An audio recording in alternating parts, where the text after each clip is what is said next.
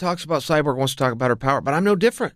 I watch her fight. It all comes down to that. She is very powerful. She's got bad intentions. I mean, she's coming in there to do her job, the end. Doesn't care what the rankings are, who says what the odds are, right? When she's a big favorite, she doesn't underperform because she's got an easier, but no. It's the same Cyborg, wash, rinse, and repeat. She's an excellent competitor. She has holes, and the girls need to start seeing this. She had major holes against Holly when Holly clinched her, being much smaller, pushed her up against the octagon fence, and Cyborg couldn't even get out. She didn't know what to do. And that was a big surprise, but that should have been a clue to the rest of the girls. Hey, she's billing herself as Muay Thai, but she's not spending a lot of time in this clinch, apparently. And then Kunakaev took her down. I don't even know what to call it, man. It was garbage. It was backyard wrestling at best. It took Daniel Cormier 10 seconds to even put a name on it because the truth is it doesn't have a name. It's not even a wrestling move. I mean, it was just a schoolyard move that some junior high kid on his first day would do. Cyborg went right down. That should be clues to the girls. Now, who is out there that can exploit that? So now I'm talking about she needs somebody that's grappling heavy. Who's out there to exploit it at 145 pounds? I don't have an answer to that. So I do think it made the Amanda fight a lot more compelling. I do think it's obvious that Cyborg is just a real girl out there doing real work, working really hard, and out there trying to win. But her strengths are heavy, very heavy in her hands. They talk about her kickboxing. She's got good kicks. That's where it ends. She's got great hands.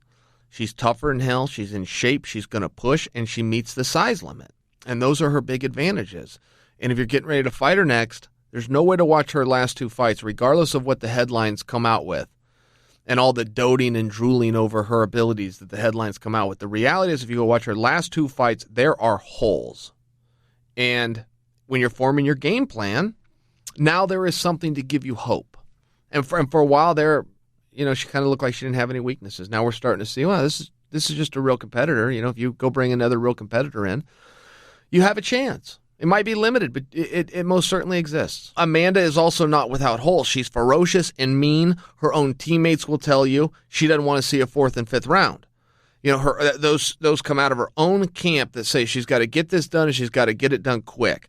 I haven't personally seen her fade. I have seen her look a little different, but I've never seen her relinquish or give up because of exhaustion or some kind of fatigue. But she usually does get girls out of there pretty quick. So I think that's a compelling fight. I haven't seen a real compelling female fight in a while.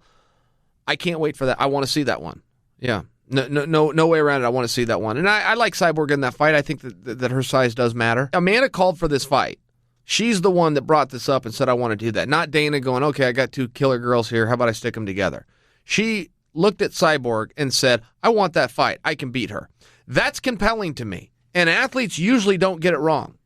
You usually can go stick, particularly with males, you can go stick 30 of us in a room together for an hour. We'll all tell you at the end of that hour who the toughest dude in the room is. We just will. Right? We just will. She took a good look at Cyborg and called Dana White up, said, give me that fight.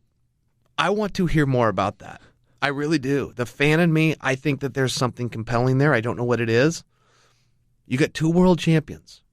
They both got a belt around their waist. Said there ain't a woman alive that can beat me.